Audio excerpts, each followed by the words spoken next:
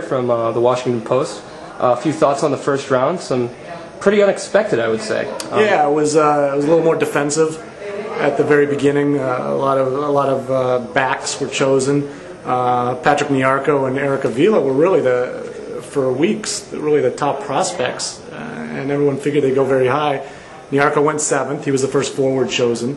And Avila, I don't think has gone at all yet through the first round. So that's a bit of a surprise. But like I said, I think this was a draft where there were a lot of good players, guys who will do okay in this league, but not a lot of major sure things. And so I think teams took maybe a conservative approach and went with defenders who they feel are a little more viable going from college to the pros. On that note, Chance Myers goes with the #1 pick. Yeah. He hadn't had the best hype surrounding him as far as the defenders goes. Julius James and Andy Ero definitely had more hype. There's people thinking they were more league ready. Does the first pick surprise you at all? A little bit. I got word this morning that Kansas City, if they decided to keep the pick, they were going to take Myers. That was kind of the buzz around the MLS folks at the hotel in Baltimore.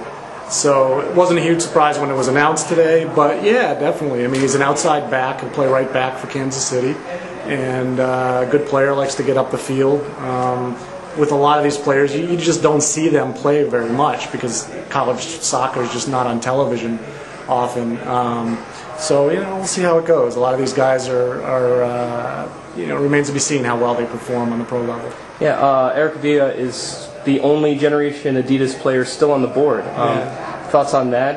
That's a little striking because that seems where everybody seems to be going with these picks, especially with with Colorado taking Sharon O'Brien. Right.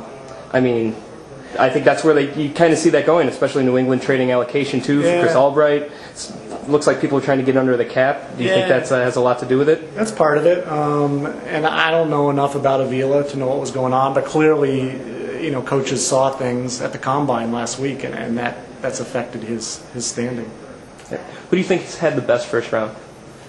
Just it's hard to say. I mean, I really haven't had time yet to analyze it. First instinct.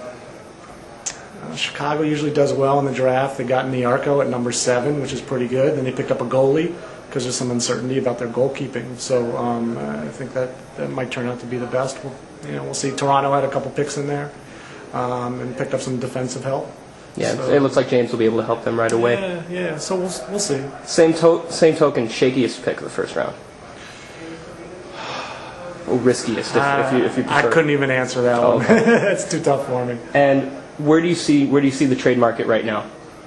The trade market, the word out there is that Pablo Mastroeni is going to be traded by Colorado at some point. There's a lot of teams interested. He has a lot of value. He can play midfield and defense. And that could be coming today or in the coming weeks. A lot of changes going on with a lot of teams. Things will happen. There's been some talk about a New England Columbus trade down the road possibly. And Toronto always seems to be up to something. So we'll see how it plays out over the next two weeks or so. All right. Thank you very much. Great. Thank you.